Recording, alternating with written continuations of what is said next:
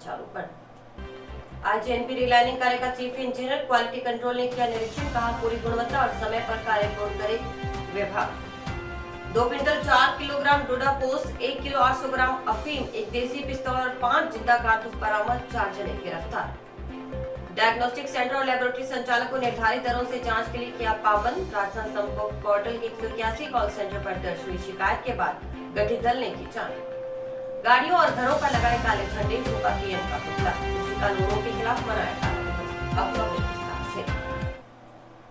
इंदिरा गांधी नहर में 60 दिन की बंदी पूरी होने से अब मात्र 3 दिन शेष है। बंदी की अवधि के दौरान इंदिरा गांधी मुख्य नहर के 49 किलोमीटर क्षेत्र में रिलाइनिंग कार्य चल रहा है, जो अंतिम चरण में है। बंदी अवधि में राजस्थान भाग में कुल 73 कार्य चल रहे हैं। रिलाइनिंग कार्य के लिए 30 मार्च से ली गई बंदी 28 मई तक है। 30 मार्च से 28 अप्रैल तक आंशिक बंदी रही, वहीं 29 अप्रैल से 28 मई तक 30 दिन पूर्ण बंदी चल रही है। इस अवधि में राजस्थान के साथ साथ पंजाब भाग में रिलाइनिंग का कार्य करवाया जा रहा है। राजस्थान में प्रस्तावित इंदिरा गांधी मुख्य नहर के 49 किलोमीटर क्षेत्र में रिलाइनिंग कार्यों में से 43 किलोमीटर क्षेत्र में इस साल, जबकि 6 किलोमीटर क्षेत्र में अगले साल कार्य किया जाना था। लेकिन विभाग के अनुसार अगले साल में 6 किलोमीटर क्षेत्र में होने वाले रिलाइनिंग कार्य में करीब 60% कार्य इसी साल पूरा करवा दिया जाएगा। इस प्रकार कुल 46 किलोमीटर क्षेत्र में रिलाइनिंग कार्य पूर्ण हो जाएगा। रिलाइनिंग कार्य पूर्ण होने के बाद नहरों में रेगुलेशन के अनुसार पानी चलाना संभव हो सकेगा। इससे पहले जगह जगह से नहर की लाइनिंग क्षतिग्रस्त हो चुकी थी। इस कारण नहरों में पानी का लीकेज भी बढ़ रहा था। उधर 60 दिन की बंदी के दौरान इंदिरा गांधी मुख्य नहर के 49 किलोमीटर क्षेत्र में चल रहे रिलाइनिंग कार्य का जल संसाधन विभाग जयपुर कार्यालय के chief engineer quality control Amarjeet Mehrada ने निरीक्षण किया। उन्होंने लखवाली के पास आरडी 72 से आरडी 78 तक के रिलाइनिंग कार्य को देखा। मौके पर मौजूद विभाग के अधिकारियों व ठेकेदार को कार्यों की गुणवत्ता का विशेष ध्यान रखने के निर्देश दिए। विभागीय अधिकारियों को रिलाइनिंग कार्य की लगातार मॉनिटरिंग रखने के लिए भी निर्देशित किया गया। Chief engineer quality control Amarjeet Mehrada ने कहा कि रिलाइनिंग कार्य पूरी गुणवत्ता के साथ समय पर पूरा हो, इसके लिए विभाग की ओर से पूरी कार्य योजना तैयार की गई है। इसके लिए मुख्य रूप से राजस्थान के हिस्से में जिस जगह काम चल रहा है, वहां विभाग के एएन व जेईएन लगातार मॉनिटरिंग कर रहे हैं। वे स्वयं इस साइट पर दूसरी बार आए हैं। वे लगातार 3 दिन से कैनाल का दौरा कर रहे हैं। Chief engineer quality control Mehrada ने बताया कि 49 किलोमीटर तक रिलाइनिंग कार्य किए जाने की विभाग की योजना थी, जिसमें से 43 किलोमीटर तक निर्माण कार्य इस साल करना था, जबकि शेष 6 किलोमीटर कार्य अगले साल किया जाना था। उम्मीद है तय समय में पूरा 43 किलोमीटर कार्य कर लिया जाएगा। इसके अलावा अगले साल किया जाने वाला कार्य भी इस साल करीब 60% किए जाने की उम्मीद है। करीब 46 किलोमीटर तक रिलाइनिंग कार्य इस साल कर लिया जाएगा। उन्होंने कहा कि रिलाइनिंग का कार्य पूर्ण होने से सेम समस्या से निजात मिलेगी। पंजाब में भी रिलाइनिंग का कार्य होने से राजस्थान को उसके हिस्से तक शेयर मिल सकेगा। किसान की सिंचाई पानी की समस्या दूर होगी। नहरबंदी अवधि में राजस्थान क्षेत्र की इंदिरा गांधी मुख्य नहर में रिलाइनिंग कार्य को लेकर 250 करोड़ रुपए मंजूर किए गए थे। इसी तरह इंदिरा गांधी मुख्य नहर पंजाब भाग में 30 किलोमीटर क्षेत्र में रिलाइनिंग सहित अन्य मरम्मत कार्य किए जा रहे हैं। पंजाब में चरणबद्ध तरीके से 100 किलोमीटर में होने वाले रिलाइनिंग कार्य के लिए 1300 करोड़ का बजट मंजूर हुआ है। राजस्थान में क्लोजर के दौरान 30 अप्रैल से इंदिरा गांधी मुख्य नहर की 0 आरडी से 200 आरडी तक रिलाइनिंग का कार्य बीच बीच में चल रहा है। रिलाइनिंग के सभी कार्य 28 मई तक पूरे करने हैं। काम हो, पूरी गुणवत्ता सुनिश्चित हो और काम समय पे हो। विभाग द्वारा इसकी पूरी प्लानिंग की गई है, जिसमें मुख्य रूप से जहां राजस्थान से दूसरे जोन से भी जहां जेईएन और एईएन को डेप्यूट किया गया है, जिससे कि जो भी काम हो गुणवत्ता के साथ हो और तय समय में हो, इसका पूरा ध्यान रखा जा रहा है। मैं स्वयं भी इस साइड पे या इस कैनाल पे दूसरी बार आया हूँ और इस लगातार कैनाल का पिछले 3 दिन से मैं दौरा कर रहा हूँ। वर्क अच्छे क्वालिटी वाइज हो रहे हैं, लगातार सैम्पलिंग हो रही है। क्वालिटी कंट्रोल के पॉइंट ऑफ व्यू से भी यहाँ 3-4 डिवीज़न यहाँ काम कर रहे हैं। उन डिवीज़नों में के जो जेईएन एईएन एक्शन लगातार मॉनिटरिंग कर रहे हैं। थर्ड पार्टी क्वालिटी कंट्रोल भी लगातार मॉनिटरिंग कर रहा है, लगातार सैम्पलिंग लिए जा रहे हैं। वर्क समय पे पूरा हो, गुणवत्ता के साथ पूरा हो, इसकी पूरी प्लानिंग के साथ काम किया जाए। 49 किलोमीटर काम की, जिसमें 43 किलोमीटर तो इस साल करना था और 6 किलोमीटर अगले साल का था। यहाँ जो हमने प्लानिंग की थी कि 49 किलोमीटर हम करेंगे हमने 100% 43 किलोमीटर जो इस साल को करना था वो हम करेंगे, और इसके अलावा लगभग 60% जो काम हमारा अगले साल था उसको भी हम इस साल में कंप्लीट कर लेंगे। लगभग 46 किलोमीटर के करीब हम काम पूरा करेंगे। जो भी काम हो गुणवत्ता के साथ हो, तय समय में हो, इसका विशेष तौर पर ध्यान रखा जाए। टाउन थाना क्षेत्र के गांव 21 एनडीआर की रोही में मंगलवार रात नशे के खिलाफ टाउन पुलिस ने बड़ी कार्रवाई को अंजाम देते हुए 2 क्विंटल 4 किलोग्राम डोडा पोस्ट, 1 किलो 800 ग्राम अफीम, एक देसी पिस्तौल और 5 जिंदा कारतूस बरामद किए। तस्करी में इस्तेमाल शिफ्ट कार और पिकअप जब्त कर 4 जनों को गिरफ्तार किया गया। जिला स्पेशल टीम के सहयोग से की गई इस कार्रवाई को अंजाम देने में टाउन पुलिस को बड़ी मशक्कत करनी पड़ी। आरोपियों ने पुलिस पर पिस्तौल तान दी। पुलिस ने तस्करों की गाड़ियों के टायरों पर फायर किए। इस दौरान पुलिस ने कुछ हवाई फायर भी किए। फायर लगने से बोलेरो पिकअप गाड़ी के टायर से हवा निकल गई और तस्कर पुलिस की पकड़ में आ गए। उधर इस कार्रवाई के बाद बुधवार सुबह टाउन थाना में आरोपियों के खिलाफ एनडीपीएस एक्ट, आर्म्स एक्ट और हत्या प्रयास के आरोप में मामला दर्ज हुआ। इस कार्रवाई में जिला विशेष टीम का खास योगदान रहा। जानकारी के अनुसार डीएसटी को मंगलवार रात मुखबिर के जरिए सूचना मिली कि बीकानेर के 2 जने गांव चोहिलावाली में नशे की बड़ी खेप ला रहे हैं। इस सूचना पर डीएसटी और टाउन पुलिस गांव 21 एनडीआर की रोही में एनडीआर नहर के पास मुख्य रास्ते पर पहुंची तो शिफ्ट कार और पिकअप गाड़ी आती दिखी। दोनों वाहनों में 2-2 जने सवार थे। पुलिस टीम ने दोनों वाहनों को रुकने का इशारा किया तो पिकअप में सवार एक जने ने पुलिस टीम की तरफ देसी कट्टा तान लिया। इस पर पुलिस ने 3 हवाई फायर भी किए। साथ ही पिकअप गाड़ी के टायरों की तरफ 2 राउंड फायर किए गए। पिकअप का टायर फायर लगने से पंचर हो गया। पुलिस टीम ने घेराबंदी कर दोनों वाहनों को रुकवा लिया। पिकअप गाड़ी में सवार 2 जनों को नीचे उतारकर नाम पता पूछा तो उनकी पहचान सुंदरलाल उर्फ सुरेंद्र पुत्र गोपालराम बिश्नोई निवासी हिम्मतनगर पीएस नोखा बीकानेर और महावीर सिंह पुत्र मदन सिंह राजपूत निवासी कक्कू पीएस बीकानेर के रूप में हुई। जबकि कार में सवार व्यक्तियों की पहचान कृष्णलाल पुत्र रामप्रताप बिश्नोई वार्ड नंबर 6 चोहिलावाली और अमित कुमार पुत्र ओम प्रकाश बिश्नोई वार्ड नंबर 8 चोहिलावाली के रूप में हुई। पिकअप गाड़ी की तलाश ली गई तो उसमें रखे 13 कट्टों में 2 क्विंटल 4 किलोग्राम डोडा पोस्ट बरामद हुआ। पिकअप चालक सुरेंद्रलाल उर्फ सुरेंद्र बिश्नोई के कब्जे से एक देसी कट्टा लोडेड में 5 कारतूस बरामद हुआ। कार की तलाशी ली तो उसमें 1 किलो 800 ग्राम अफीम बरामद हुई। पुलिस ने पोस्ट, अफीम, पिस्तौल, कारतूस व दोनों वाहन जब्त कर मौके से चारों को गिरफ्तार कर लिया। आरोपियों के खिलाफ विभिन्न धाराओं में एनडीपीएस एक्ट के तहत मामला दर्ज किया गया है। मामले की जांच जंक्शन थाना प्रभारी नरेश गहरा कर रहे हैं। अभी तक की पूछताछ में यह बात सामने आई कि पकड़े गए बीकानेर जिले के दोनों आरोपी नशे की सप्लाई देने के लिए गांव चोहलावाली आए थे। पकड़े गए गांव चोहलावाली निवासी दोनों आरोपी नशे के कारोबार से काफी समय से जुड़े हुए थे। कल सायंकालीन में एसएचओ में मुलाजमान के इस रोड पे जो कोला शेरगढ़ रोड है, जो कि इस रोड पे गश्त पे था, किशनपुरा के पास मुझे डीएसटी टीम, जो जिला हनुमानगढ़ की डीएसटी टीम है, जो पुलिस अधीक्षक महोदय के नेतृत्व में काम करती है, उनकी सूचना मिली कि 2 गाड़ियां 22 एनडीआर किशनपुरा इस साइड में काफी देर से घूम रही है, जो किसी बड़ी वारदात की फिराक में हो सकती है।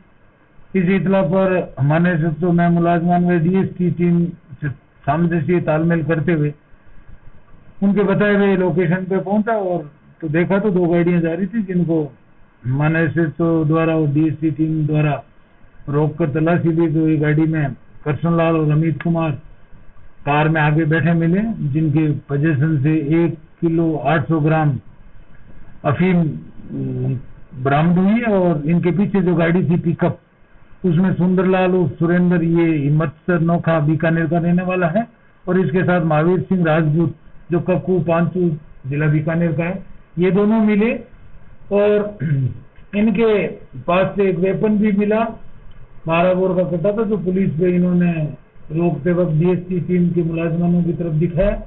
ताना था, लोडेड था। उस समय पुलिस की तरफ से, डीएसटी टीम की तरफ से 5 राउंड फायर किए गए सरकारी रिवॉल्वर से, जो 3 तो हवा में फायर किए गए थे उनको डराने के लिए, रोकने के लिए, और 2 फायर गाड़ी के टायरों पे मारे थे, जिससे टायर ब्रस्ट हो गए। और फिर हमने उनको काबू में करके तलाशी ली तो पिकअप में हमें 2 क्विंटल 4 किलो पोस्ट मिली और 1 कट्टा और 5 कारतूस जिंदा मिले। डीएसपी टीम के कमलजीत, सुखविंदर सिंह, इनकी विशेष भूमिका रही है और इनके सहयोग से और इनकी आसूचना पे कार्रवाई करते हुए माननीय एसएसपी ने इनको पकड़ा। लॉकडाउन के बीच जिले में कोविड-19 संक्रमण की रफ्तार कुछ धीमी हुई है। हालांकि कोरोना संक्रमित गंभीर रोगियों की मौत होने का सिलसिला जारी है। मंगलवार रात टाउन स्थित जिला अस्पताल में भर्ती कोरोना संदिग्ध बिजली कर्मचारी ने दम तोड़ दिया। मृतक 38 वर्षीय जसविंदर सिंह टाउन की नई आबादी गली नंबर 5 का निवासी था। बताया जा रहा है कि उसे कोरोना संदिग्ध मानते हुए जिला अस्पताल के कोविड वार्ड में भर्ती किया गया था, लेकिन सैंपल की रिपोर्ट आने से पहले ही बिजली कर्मचारी की मौत हो गई। मृतक जसविंदर सिंह रावसर में सेवारत था। रात करीब 2:30 बजे उसकी मौत हो गई तो परिजन शव घर ले गए। सूचना मिलने पर बुधवार सुबह रिश्तेदार घर में एकत्रित होने लगे। इससे आस पड़ोस में हड़कंप मच गया। सूचना पर टाउन थाना से ASI Krishna Kumar Saraswat police team के साथ मौके पर पहुंचे और शव को दाह संस्कार के लिए भिजवाया गया। उधर बुधवार को जिले में कोविड-19 के 380 नए पॉजिटिव केस मिले। 24 मई को लिए गए 1898 सैंपलों की आई रिपोर्ट में 380 नए कोरोना संक्रमित रोगी पाए गए हैं। जिले के लिए राहत की बात यह है कि कुछ दिनों से जिले में रोजाना मिलने वाले कोरोना के नए पॉजिटिव केसों में कमी हुई है। एमजीएम जिला अस्पताल में भर्ती गंभीर कोरोना रोगियों की तादाद भी कम हुई है। वहीं पिछले दिनों ऑक्सीजन की कमी से बिगड़ रहे हालातों में भी काफी सुधार आया है। इन सब के बीच प्रशासन की ओर से नागरिकों से कोरोना गाइडलाइन की पूर्णतः पालना करने, बेवजह घरों से बाहर नहीं निकलने और मास्क का उपयोग करने की अपील भी की जा रही है।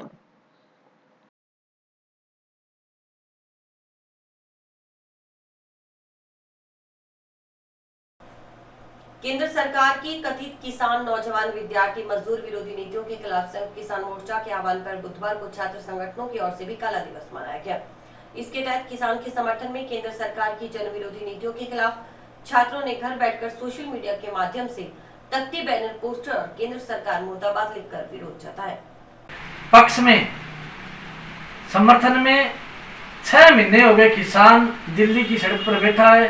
कोविड के चलते हम विद्यार्थी समुदाय घर बैठ करके सोशल मीडिया के माध्यम से हम राजस्थान के पूरे विद्यार्थी और देश के पूरे विद्यार्थी राष्ट्रीय व्यापी आज कॉल थी किसान मोर्चा की।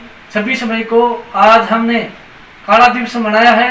हर घर में हर विद्यार्थी वर्ग किसान विरोधी जो नीतियां हैं, जिस तरीके से मोदी सरकार ने जो 3 काले कानून लेके आई है, जिस तरीके से खेती पर जो हमला हुआ है, जिस तरीके से खेती को बड़े पूंजीपति को बेचा जा रहा है, एमएसपी को खत्म किया जा रहा है, इन तमाम मांगों को लेकर के आज काला दिवस विरोध स्वरूप मना रहे हैं। आज मोदी सरकार के 7 साल पूरे हो गए, परंतु आज विद्यार्थी, नौजवान, किसान हर तबके की जो इनकी नीतियां हैं, इनके विरोधी नीतियां रही है, मजदूर की विरोधी नीति रही है, विद्यार्थी की विरोधी नीति रही है। आज बेरोजगार पढ़े लिखा विद्यार्थी बेरोजगार घूम रहा है। आज देश के अंदर 26 मई को हमने काला दिवस मनाया है। हर विद्यार्थी, आज लॉकडाउन है, लॉकडाउन खत्म होने के बाद हम सड़क पर उतर के मोदी सरकार का विरोध करेंगे।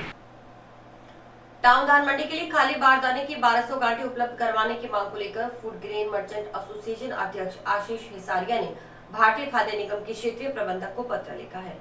अध्यक्ष हिसारिया के अनुसार टाउन मंडी में गत वर्ष 2020-21 के दौरान एफसीआई की ओर से 26.50 लाख कट्टा गेहूं की खरीद की गई थी। अभी तक वर्ष 21-22 में गेहूं के अनुमानित 18 लाख कट्टे सरकार की ओर से समर्थन मूल्य पर खरीद किए गए हैं।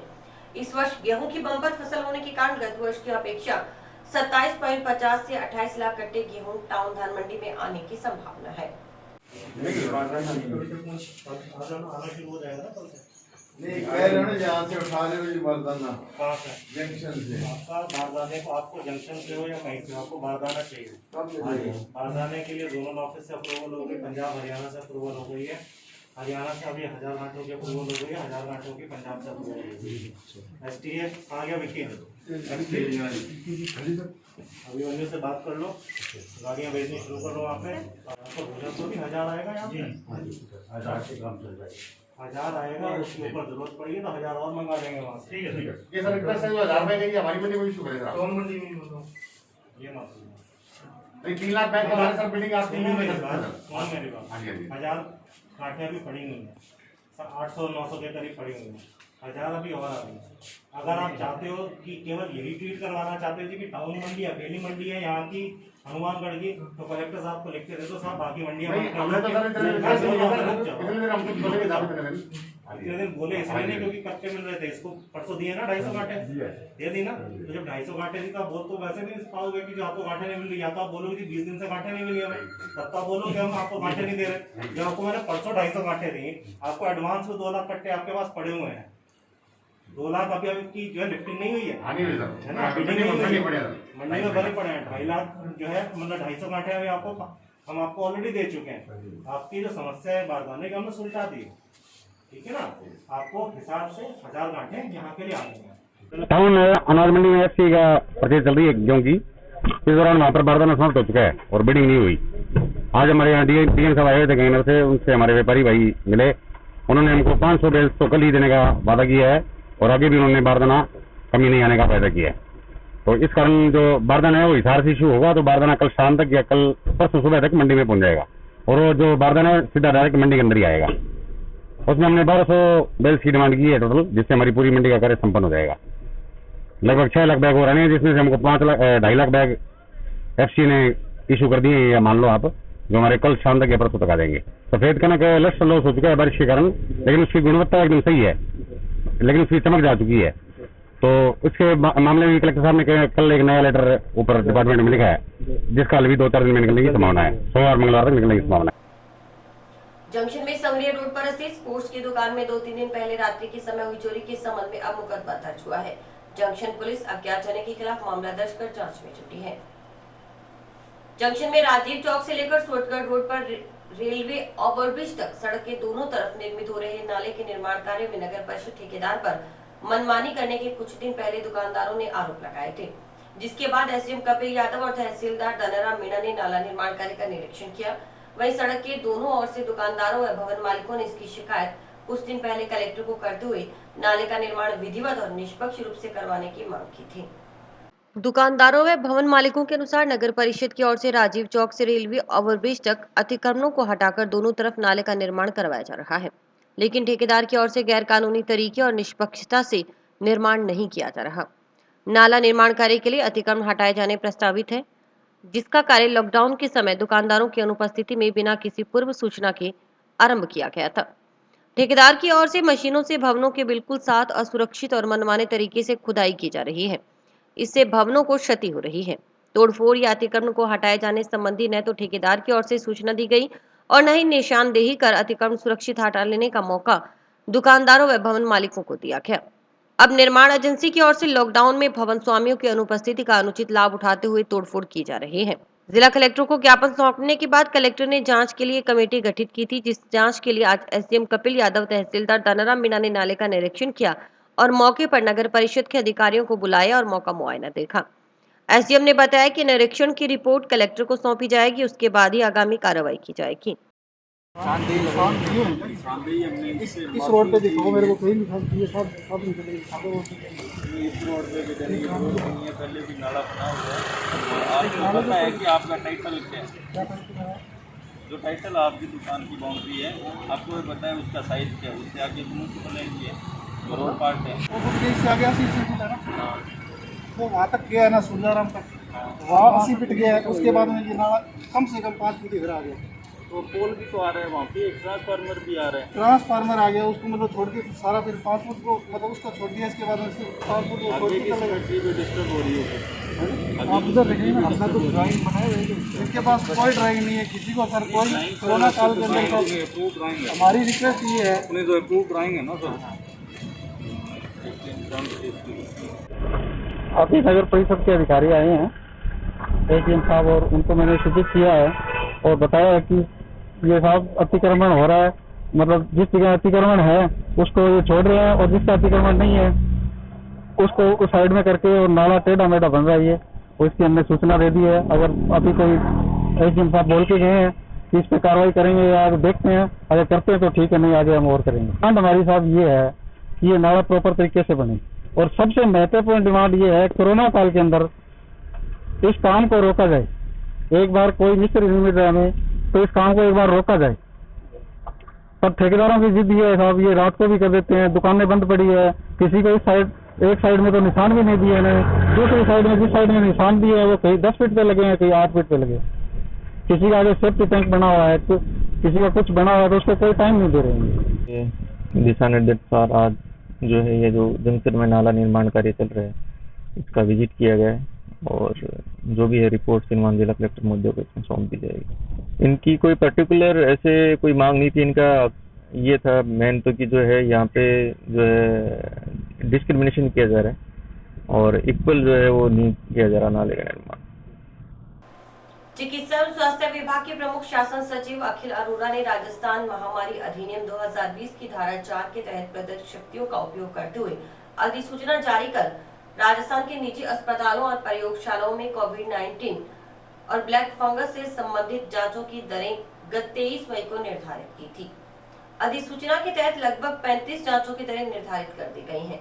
दरें निर्धारित होने के बावजूद हनुमानगढ़ के लैबोरेटरी संचालकों की ओर से जांच के लिए अधिक राशि लिए जाने की शिकायत राजस्थान संपर्क पोर्टल के 181 कॉल सेंटर पर दर्ज करवाई गई है। सीएमएचओ डॉक्टर नवनीत शर्मा ने बताया कि चिकित्सा एवं स्वास्थ्य विभाग के प्रमुख शासन सचिव अखिल अरोड़ा ने गत 23 मई को अधिसूचना जारी कर कोविड-19 और ब्लैक फंगस से संबंधित जांचों के लिए दरें निर्धारित कर दी थी। मंगलवार को सूचना प्राप्त हुई कि टाउन के एक रहवासी ने राजस्थान संपर्क पोर्टल के 181 कॉल सेंटर पर कोविड-19 के संबंध में शिकायत दर्ज करवाई कि हनुमानगढ़ में कुछ लैबोरेटरी संचालकों की ओर से कोविड-19 से संबंधित जांचों के लिए दरों से अधिक राशि वसूल की जा रही है। उस शिकायत में कहा गया कि एमजीएम अस्पताल के सामने स्थित सभी पैथोलॉजी लैब संचालक इस अधिसूचना को मानने से इनकार कर रहे हैं। जांच की एवज में निर्धारित दरों से दुगनी राशि की मांग की जा रही है। इस शिकायत की जांच के लिए एक दल का गठन किया गया, जिसमें डॉक्टर आशीष विद्यार्थी, धर्मवीर बैरवा, अरुण जस्सल शामिल थे। जांच दल ने एमजीएम अस्पताल के सामने स्थित Jain diagnostic centre Garg laboratory पर जाकर जांच की और संबंधित दस्तावेज सत्यापन के लिए मांगे। जैन डायग्नोस्टिक सेंटर पर निरीक्षण करने पर पता चला कि सेंटर की डेली बुक में मरीज के नाम का विवरण पाया गया, लेकिन मरीज की क्या-क्या जांच की गई इस संबंध में कोई जानकारी दर्ज नहीं की जा रही थी। सेंटर की बिल बुक में कोई भी जारी बिल नहीं पाया गया। जांच से यह स्पष्ट हो रहा था कि डायग्नोस्टिक सेंटर पर हो रही जांचों की राशि कम या ज्यादा ली जा रही है। गर्ग लैब के निरीक्षण के दौरान लैब संचालकों ने बिल बुक प्रस्तुत नहीं की। जांच दल ने लैबोरेटरी संचालकों को पाबंद किया कि राज्य सरकार की ओर से कोविड-19 और ब्लैक फंगस से संबंधित जांचों के लिए निर्धारित दरों से अधिक राशि की मांग करने पर लैबोरेटरी संचालक पर सख्त कार्रवाई की जाएगी।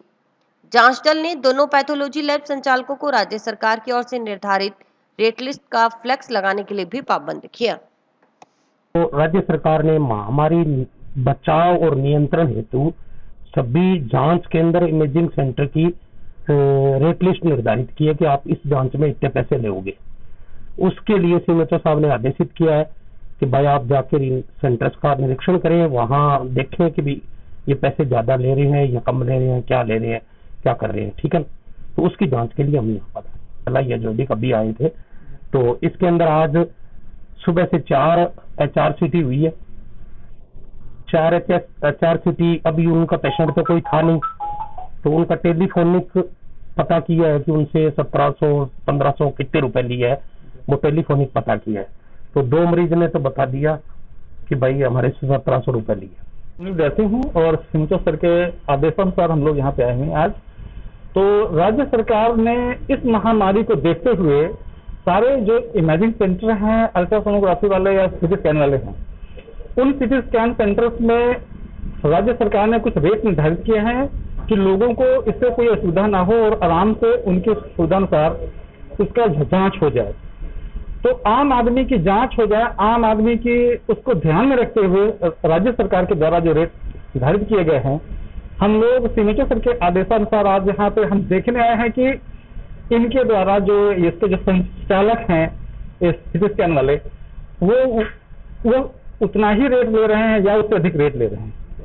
तो एक तो ये हो गया कि वो हम देखेंगे और अभी इनकी जांच चल रही है और हम इनको इस बात के लिए पाबंद करेंगे ये अपना रेट उससे अधिक न लें, जिससे कि आम जनता को कोई इस तरह की कोई असुविधा भविष्य में न हो। हमने कल एक तो लैबोरेटरी का देखा और एक गर्ग वाले को देखा।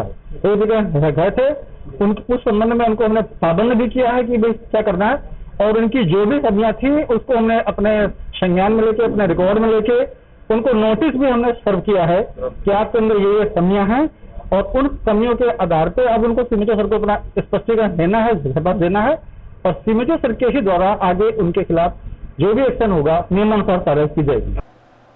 केंद्र सरकार के तीनों कृषि कानूनों के विरोध में दिल्ली को चारों तरफ से घिरकर बैठे किसानों के आंदोलन को 6 महीने पूरे होने पर, केंद्र सरकार के 7 साल पूरे होने पर बुधवार को संयुक्त किसान मोर्चा के आह्वान पर पूरे देश में काला दिवस मनाया गया। इसके तहत जिले में भी जगह जगह केंद्र की मोदी सरकार के पुतले फूके गए और घरों पर काले झंडे लगाकर कोविड-19 की गाइडलाइन की पालना करते हुए विरोध प्रदर्शन किया गया। जिला मुख्यालय पर मेगा हाईवे पर स्थित कोहला टोल नाका पर किसान नेताओं की अगुवाई में किसानों ने प्रधानमंत्री का पुतला फूंका और विरोध प्रदर्शन किया। साथ ही अपने अपने वाहनों और घरों पर काले झंडे लगाए। कोहला टोल नाका पर हुए विरोध प्रदर्शन के दौरान संबोधित करते हुए सौरभ राठौड़ और रघुवीर वर्मा ने कहा कि दिल्ली को घेरकर बैठे लाखों किसानों के आंदोलन को आज पूरे 6 महीने का समय हो गया, लेकिन केंद्र की निकम्मी सरकार के कान पर जूं तक नहीं रेंग रही। केंद्र सरकार देश में कोरोना वायरस को लेकर भी पूर्णतः विफल रही है। उन्होंने कहा कि संयुक्त किसान मोर्चा के आह्वान पर देश के पीएम को जगाने के लिए आज पूरे देश में किसानों की ओर से प्रधानमंत्री का पुतला दहन कर विरोध प्रदर्शन किया जा रहा है। अगर फिर भी मोदी सरकार किसानों पर थोपे गए तीनों काले कानून वापस नहीं लेती और एमएसपी की खरीद की गारंटी का कानून नहीं बनाती तो कोविड-19 की गाइडलाइन की पालना करते हुए किसान आंदोलन को और तेज किया जाएगा। ने मजबूत रखा तो इनको ये लगा कि किसानी और किसान और जो इनकी जमीनें हैं और इनकी जो फसलें हैं, इनके ऊपर हम कारपोरेटों को बिठा दें तो इस देश के अंदर यहाँ चंद उन लोगों का राज स्थापित हो जाएगा जो लोग सामंतवादी सोच रखने वाले आज सत्ता के अंदर बैठे हैं। उसी की परिणति के अंदर इन लोगों ने 5 जून 2020 को ये 3 कृषि अध्यादेश आनन फानन में देश के किसान पर, देश की किसानी पर थोप दिए। हमारे देश के जागरूक किसानों ने, पंजाब के हमारे क्रांतिकारी साथियों ने, हमारे भाइयों ने इन कानूनों के खिलाफ बीड़ा उठाया। पूरे पंजाब के अंदर पूरी एकजुटता से उन्होंने इस आंदोलन को खड़ा किया। राजस्थान के भी हनुमानगढ़ गंगानगर इलाके के अंदर यहाँ हम सब लोगों ने मिलकर के एक मूवमेंट के आंदोलन की शुरुआत करी।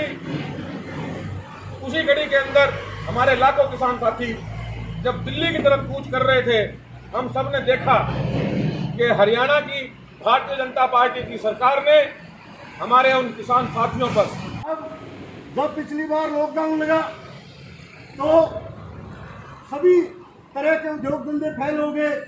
सिर्फ खेती, जिसकी आंकड़ों में सरकार के आई कि खेती ही मुनाफे का सौदा रही, तो सरकार की बुरी नजर हमारी खेती पर भी लग गई। तो आज सरकार हमें पूरी तरह से किसान को तबाह करने पर तुली हुई है, किसान का खेत खरीदने पर तुली हुई है, किसान को मारने पर तुली है। अगर किसान जिंदा रहेगा तो इस देश का हर आदमी जिंदा रहेगा, चाहे वो व्यापारी हो, चाहे वो मजदूर हो, उसको मजदूरी मिलेगी, चाहे वो हर आदमी, चाहे वो सरकारी नौकरियां, वो किसान के ऊपर टिकी हुई है।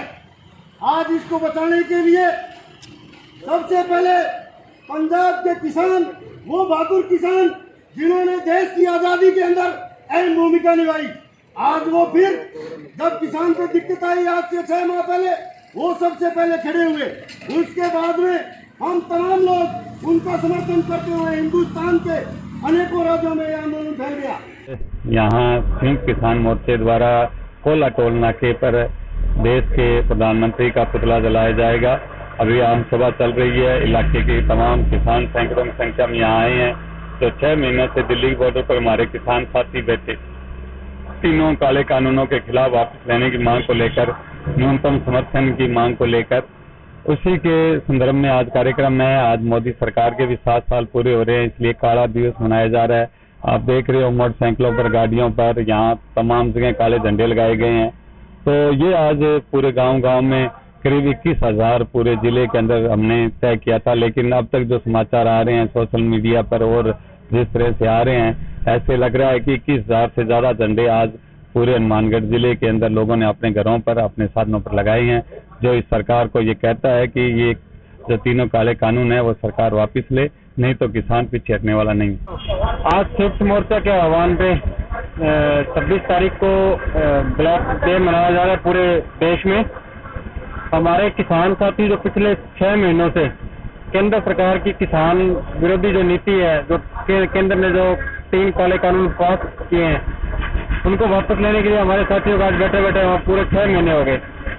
इसके लिए हमने यहाँ आज ब्लैक काले दिवस के रूप में मना रहे हैं इसको। आज ये भी एक मोर्चा है, कोला टोल प्लाजा पिछले 6 महीने से हमने इसको बंद कर रखा है। इसी श्रृंखला में गांव मक्कासर के ग्वाड़ में जिला परिषद डायरेक्टर मनीष मक्कासर के नेतृत्व में ग्रामीणों ने अपने अपने घरों पर काले झंडे लगाकर पीएम नरेंद्र मोदी का पुतला फूंकर विरोध दर्ज करवाया।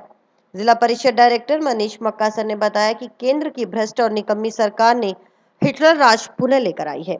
उन्होंने कहा कि मोदी जी चुनावों में किसान हितैषी और आमजन के लिए जन कल्याणकारी योजनाओं को लाने की बात करते थे, परंतु चुनाव जीतने के बाद इन्होंने हिटलर राज को पुनः देश में स्थापित कर दिया। 26 मई जो हमारे पूरे हिंदुस्तान के जो किसान वहाँ पे बैठे थे, आज उनको 6 महीने हो गए हैं। केंद्र सरकार अपनी जिद पे अड़ी हुई है, अभी तक तीनों काले कानून वापस नहीं लिए। तो आज हमने सारे पूरे देश में आज ये काला दिवस मनाया जा रहा है मोदी सरकार के विरोध में। जब तक ये मोदी सरकार अपनी किसानों की पूरी किसान, मजदूर, व्यापारी जो 3 काले कानून लेके आई हैं, इनको वापस नहीं लेगी, तब तक हम सड़कों पर और बाजारों में, चाहे शहरों में कहीं भी हो, ये किसान, मजदूर, व्यापारी यूं ही लड़ता रहेगा। तब तक केंद्र सरकार अपनी मांगे पूरी नहीं करेगी, हमारे किसानों की मांगे नहीं मानेगी, जब तक किसान अपने, आज राजस्थान में पूरे में हर टोल नाके पे किसान बैठे हैं और ये काला दिवस मनाया जा रहा है। जिले में कोरोना महामारी की रोकथाम को लेकर राजकीय नेहरू मेमोरियल महाविद्यालय की राष्ट्रीय सेवा योजना इकाई के तत्वावधान में मंगलवार को जिला स्तरीय वेबिनार का आयोजन किया गया। कोरोना प्रबंधन में राष्ट्रीय सेवा योजना की भूमिका विषय पर आयोजित इस वेबिनार को संबोधित करते हुए कलेक्टर नतमल डिडेल ने कहा कि डॉक्टर विनोद कुमार जांगिड़ के नेतृत्व में जिले में एनएसएस की इकाई अच्छा कार्य कर रही है। अकेले पुलिस और प्रशासन महामारी से सामना नहीं कर सकते, इसके लिए एनसीसी, एनएसएस समेत सभी सामाजिक संगठनों का भी सहयोग जरूरी है। कलेक्टर ने कहा कि मुख्यमंत्री ने जब से डॉक्टर बने सिंह को राष्ट्रीय सेवा योजना का राज्य समन्वयक बनाया है, इनके नेतृत्व में एनएसएस अच्छा कार्य कर रही है। कलेक्टर ने कहा कि उन्होंने खुद ने भी जोधपुर यूनिवर्सिटी में एनएसएस में कार्य करते हुए अनुशासन समेत बहुत कुछ सीखा। यह अनुशासन उन्हें हनुमानगढ़ के एनएसएस स्वयंसेवकों में देखने को मिलता है। कलेक्टर ने कहा कि राज्य सरकार ने कोरोना की चैन तोड़ने को लेकर त्रिस्तरीय जन अनुशासन लॉकडाउन लगाया है, जिसके अंतर्गत हमें शुरुआत अपने परिवार से ही करनी होगी। लिहाजा मेहमान को अभी घर न बुलाएं। गांव के अनुशासन में एक गांव से दूसरे गांव अनावश्यक रूप में न जाएं। शादी को संभव हो तो उसे स्थगित कर दें। जब ये 2 स्तर अच्छे से कार्य करने लगेंगे तो प्रदेश स्तर पर अनुशासन अपने आप ही कायम हो जाएगा। कलेक्टर ने वेबिनार में कहा कि जिले में कोरोना की 3rd वेव जैसी कोई बात नहीं है। पहली वेव में जिले में एक भी बच्चा अस्पताल में भर्ती नहीं हुआ था और अब अगर कोई बच्चा कोरोना पॉजिटिव हो रहा है तो परिवार में किसी के कोरोना पॉजिटिव होने पर बच्चों का भी पॉजिटिव होना स्वाभाविक है। कलेक्टर ने अगले 15 दिनों तक जिले भर में अनुशासन को बनाए रखने की सख्त आवश्यकता बताई। वेबिनार की विशिष्ट अतिथि एसपी प्रीति जैन ने कहा कि राष्ट्रीय सेवा योजना की हनुमानगढ़ इकाई जिले में अच्छा कार्य कर रही है। पुलिस के साथ मिलकर एनएसएस के स्वयंसेवक लोगों में कोविड अप्रोप्रिएट बिहेवियर सुनिश्चित करवा रहे हैं। एसपी ने बताया कि जिले में कोरोना रोकथाम को लेकर राज्य सरकार के स्तर पर जो भी गाइडलाइन जारी की जा रही है, उसकी पुलिस द्वारा जिले भर में पालना सुनिश्चित करवाई जा रही है। जिले में 16 अंतर्राज्यीय चेकपोस्ट भी बनाए गए हैं। 6 चेकपोस्ट जिले के अंदर बनाई गई हैं, जिसमें बाहरी लोगों को जिले में प्रवेश गाइडलाइन के अनुरूप ही दिया जा रहा है।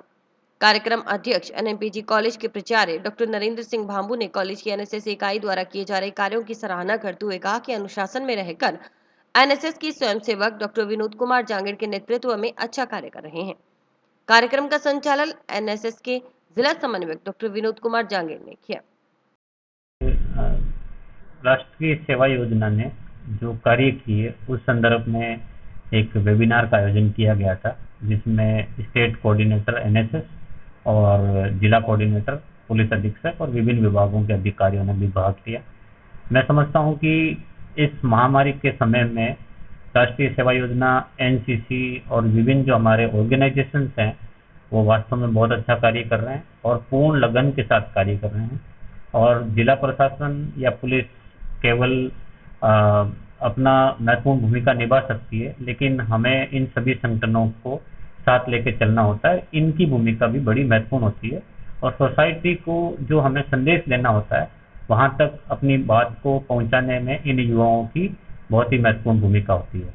तो मैं समझता हूँ कि आज का वेबिनार काफ़ी महत्वपूर्ण रहा है और इससे राष्ट्रीय सेवा योजना के जो कैडेट्स काम कर रहे हैं उनका मनोबल भी बढ़ेगा और जो लॉकडाउन 8 जून तक लगा है तब तक वो सेवाओं के पूर्ण समर्पण भाव से कार्य भी करते रहेंगे, उत्साह बढ़।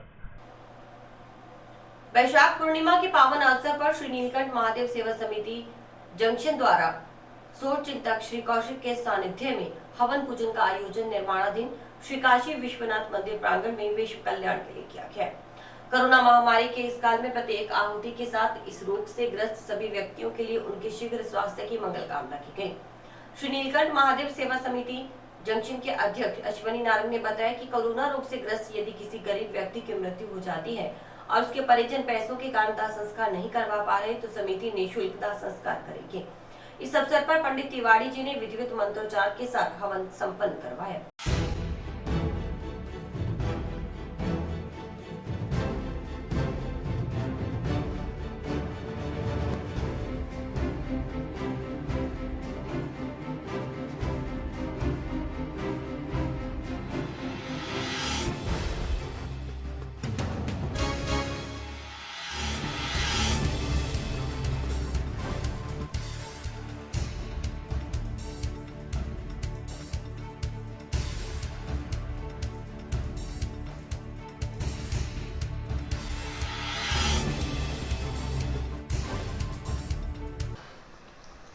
विशाख पूर्णिमा के अवसर पर श्री नीलकंठ महादेव सेवा समिति द्वारा शौर्य चिंतक ब्रह्मा कौशिक जी के सानिध्य में उनके आशीर्वाद से आज एक हवन यज्ञ का आयोजन किया गया था, जिसमें जो आज पूरे विश्व में वैश्विक महामारी जो बीमारी चल रही है उसके निदान हेतु भगवान शंकर से प्रार्थना की गई।